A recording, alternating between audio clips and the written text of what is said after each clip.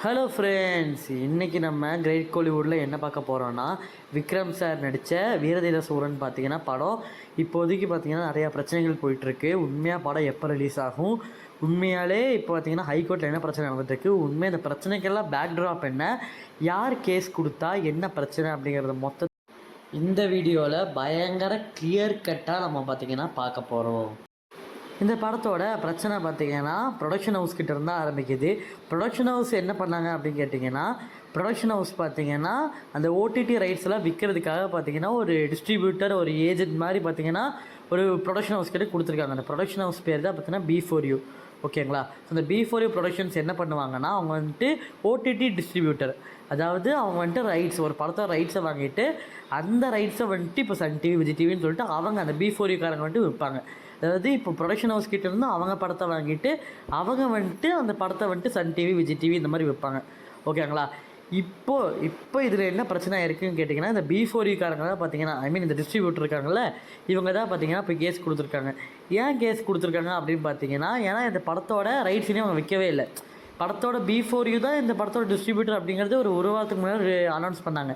So அப்போ பார்த்தீங்கன்னா OTT rights விற்கிறதுக்கு உங்களுக்கே தெரியும் பார்த்தீங்கன்னா டைம் எடுக்கும். ஸோ அந்த ஓடிடி ரைட்ஸ் விற்கிறதுக்கு டைம் எடுக்கிறதுக்குள்ளே பார்த்தீங்கன்னா ரிலீஸ் டேட் அனௌன்ஸ் பண்ணிட்டாங்க 27. ஸோ 27க்கு ரிலீஸும் பண்ணணும், ஓடிடி ரைட்ஸும் அதுக்குள்ளே விற்கணும். பார்த்தா அதுக்குள்ளே ஓடிடி ரைட்ஸ் விற்க முடியல. ஸோ இப்போ அதனால பார்த்தீங்கன்னா B4U கேஸ் கொடுத்துருக்காங்க.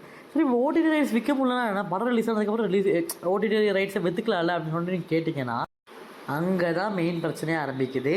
ஏன் அப்படின்னு பார்த்தீங்கன்னா, அதாவது ஒரு ஓடிடி ரைட்ஸ் பார்த்தீங்கன்னா ஒரு படத்துக்கு அப்புறம் ரிலீஸ் பண்ணுறதுங்கிறது சேத்துல ஒரு கால் நிலத்துல ஒரு கால் அப்படிங்கிற மாதிரி தான். ஏன் அப்படின்னு பார்த்தீங்கன்னா, ஏன்னா இப்போ ஒரு படம் நம்ம பார்த்திங்கன்னா ஒரு படத்தை பார்த்திங்கன்னா எப்படி சொல்கிறது, படம் ரிலீஸ் ஆகிறதுக்கு முன்னாடி இது கன்ஃபார்ம் பாசிட்டிவ் ரெஸ்பான்ஸ் தான் வரும் அப்படின்னு நம்ம சொல்ல முடியாது இல்லையா? ஸோ அப்படி தான் பார்த்தீங்கன்னா B4U இப்போ நினைக்கிறாங்க. படம் ரிலீஸ் ஆனதுக்கப்புறம் எதுவுமே ஒரு வேலை படத்துக்கு பார்த்தீங்கன்னா பெருசாக பார்த்தீங்கன்னா போய் கன்சிடர் ஆகும். இப்போ எக்ஸாம்பிளுக்கு இவங்க சொல்கிறத வச்சு பார்த்தா ஒரு F கிளாஸில் பார்த்தீங்கன்னா படத்துக்கு நெகட்டிவ் ரிவ்யூ வருதுன்னே வச்சுப்போமே.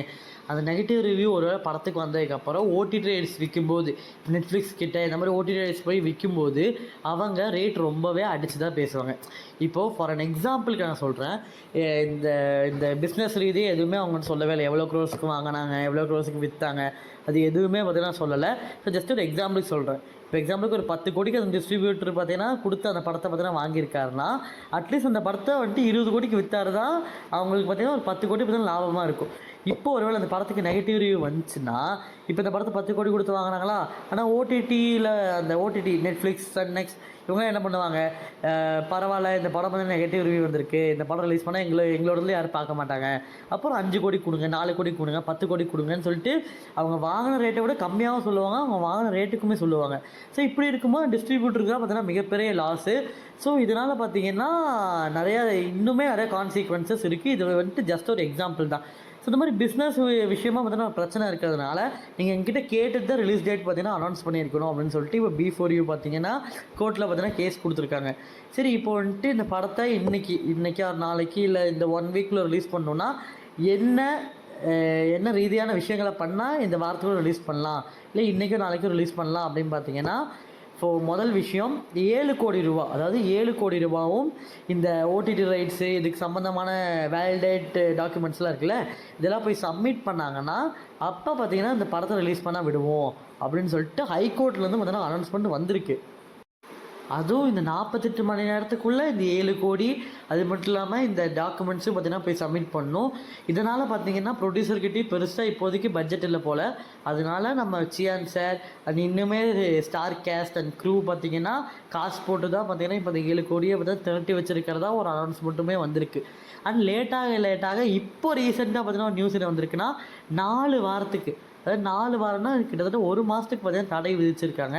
அதாவது இப்போதைக்கு நிலவரத்துக்கு சொல்லணும்னா May 1, அதாவது ரெட்ரோ கூட தான் இப்போதைக்கு பார்த்தீங்கன்னா கிளாஷ் விடுற மாதிரி இருக்கும்.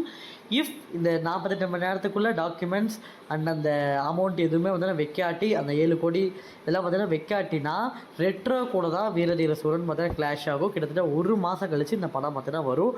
அப்போது இத்தனை நாள் இவங்க ப்ரமோஷன் சொல்லி அலைஞ்சதெல்லாம் பார்த்தீங்கன்னா வேஸ்ட் ஆயிரும். ஆடியோ லான்ச், ட்ரெய்லர் லான்ச் எல்லாமே வேஸ்ட் ஆயிரும். ஸோ திருப்பி பார்த்தீங்கன்னா ஸ்டார்டிங் வந்து ஸ்க்ராட்ச் மாதிரி ஆயிரும். ஸோ இதனால் இந்த 48 மணி நேரத்துக்குள்ளே பார்த்தீங்கன்னா போய் இந்த 7 கோடி ரூபாவையும் இந்த டாக்குமெண்ட்ஸையும் போய் சப்மிட் பண்ணுவாங்க அப்படின்னு சொல்லிட்டு சினிமா வட்டாரத்துக்குள்ளே பார்த்தீங்கன்னா எதிர்பார்த்துக்கிட்டு இருக்காங்க. அது இன்னுமே முக்கியமான விஷயம் என்னென்னா, சியான் சாருக்கு பார்த்தீங்கன்னா ஸ்டாண்டர்டாக வந்த கடைசி 3 படம் கோப்ராவாகட்டும், தங்கலான் ஆகட்டும், இப்போ இந்த வீரதீர சூரன் ஆகட்டும், எதுவுமே பார்த்தீங்கன்னா சில சர்க்கம்ஸ்டன்சஸ் பார்த்தீங்கன்னா சரியில்லை. இப்போ எக்ஸாம்பிள் கோப்ரா பார்த்தீங்கன்னா சரியான ப்ரமோஷன் பண்ணாங்க, சரியான ஹைப்புமே இருந்துச்சு. ஆனால் அந்த படத்தோட டேரக்டர் உங்களுக்கே தெரியும் அந்த படம் என்னாச்சுன்னு சொல்லிட்டு.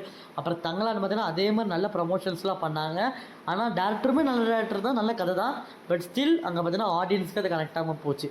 பட் இந்த படத்தில் எல்லாமே சார்ட் அவுட் பண்ணிட்டு வந்தார். ஆனால் அந்த ப்ரொடக்ஷன் ஹவுஸில் திருப்பி பார்த்தீங்கன்னா கோட்டையை விட்டுட்டாருன்னு நம்ம சொல்ல முடியாது. பட் ஹெச்ஆர் பிக்சர்ஸ் திருப்பி பார்த்தீங்கன்னா இதை பற்றி விட்டாங்க. ஸோ இதை பற்றி நம்ம வந்துன்னா உண்மையாக சொல்லணும்னா எனக்கு ரொம்ப சங்கடமாக இருக்குது. ஏன்னா சியான் சார் மாதிரியான ஒரு ஆக்டர் திருப்பி கிடைப்பாங்களா அப்படிங்கிறதே ரொம்ப டவுட்டு தான். ஸோ கமல் சார் மாதிரியான ஒரு ஆக்டர் திருப்பி கிடைப்பாரா அப்படின்னு கேட்கும்போது கமல் சாரை விட 2 மடங்கு பெரிய ஒரு ஆக்டர். ஆனால் ஆக்டராக தான் சொல்கிறேன்.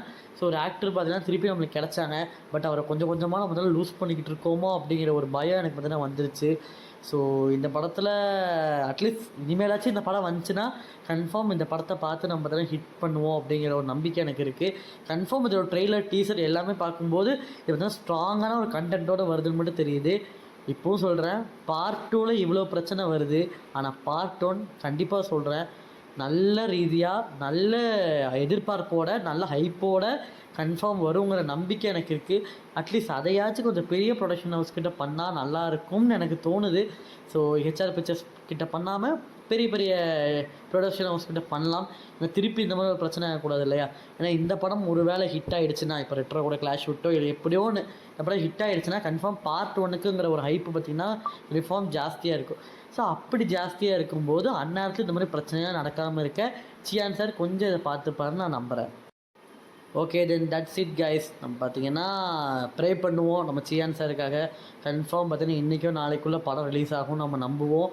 ஸோ படம் ரிலீஸ் ஆகி சியான் சாருக்கு இன்னொரு கம்பேக்காக இருக்கும்னு நம்புவோம். So thank you guys. நெக்ஸ்ட் வீடியோஸில் பார்க்கலாம்.